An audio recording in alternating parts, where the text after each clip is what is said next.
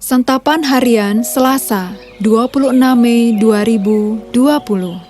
Hari ini kita akan membaca Bilangan pasalnya yang ke-26.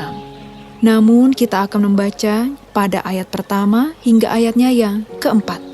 Sebelumnya mari kita berdoa. Hati kami untuk menerima firman-Mu ya Kristus. Berfirmanlah. Di dalam nama-Mu ya Yesus, kami berdoa. Amin. Bilangan 26 ayat 1-4. Sesudah tulah itu, berfirmanlah Tuhan kepada Musa dan kepada Eleazar, anak Imam Harun. Hitunglah jumlah segenap umat Israel yang berumur 20 tahun ke atas menurut suku mereka, semua orang yang sanggup berperang di antara orang Israel. Lalu berkatalah Musa dan Imam Eleazar kepada mereka di dataran Moab, di tepi sungai Yordan dekat Yeriko. Hitunglah jumlah semua orang yang berumur 20 tahun ke atas, seperti yang diperintahkan Tuhan kepada Musa. Inilah orang Israel yang telah keluar dari tanah Mesir.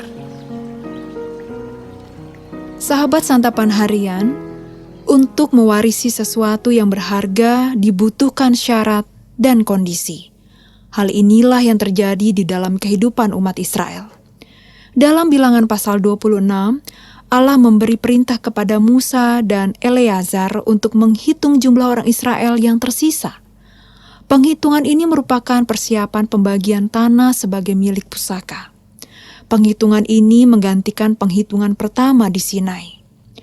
Ada sisipan mengenai orang-orang yang tidak masuk penghitungan untuk mendapatkan bagian warisan tersebut. Sisipan ini dituliskan untuk menyebut adanya kaum yang hilang. Bukan hanya karena kematian secara alami, tetapi karena pemberontakan.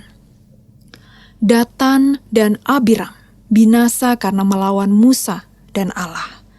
Hal ini dicantumkan sebagai peringatan karena mereka tidak taat kepada hukum Allah. Ketika mereka menghitung suku Lewi atau keluarga Harun, disebutkan kematian Nadab dan Abihu akibat persembahan mereka yang tidak kudus. Kisah itu mengingatkan mereka bahwa ada orang-orang yang tidak setia. Secara tidak langsung, hal itu menunjuk kepada Eleazar dan Itamar sebagai satu-satunya pengganti dalam garis imamat. Mereka semua yang terdaftar adalah generasi yang baru, yang tumbuh di padang gurun. Bersama Kaleb dan Yosua, mereka dibebaskan dari hukuman. Allah menunjukkan keinginannya agar orang-orang yang mewarisi janjinya adalah orang-orang yang layak di hadapannya. Karena itu, mari kita berdoa agar kita tidak hanya menjadi orang-orang yang menantikan janji Allah, melainkan juga orang-orang yang layak menerima penggenapannya. Kita tidak bisa menuntut janji Allah dengan cara kita sendiri.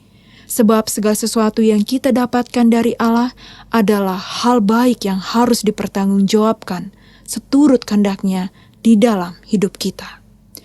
Jauhkanlah keinginan untuk memberontak dari hati kita. Berserahlah kepada Tuhan untuk dibentuk menjadi orang-orang yang layak menerima kebaikan Tuhan yang tiada terkira. Mari kita berdoa. Inilah kami ya Allah. Bentuklah kami sesuai kehendak-Mu. Di dalam kasih-Mu Kristus, kami berserah. Amin.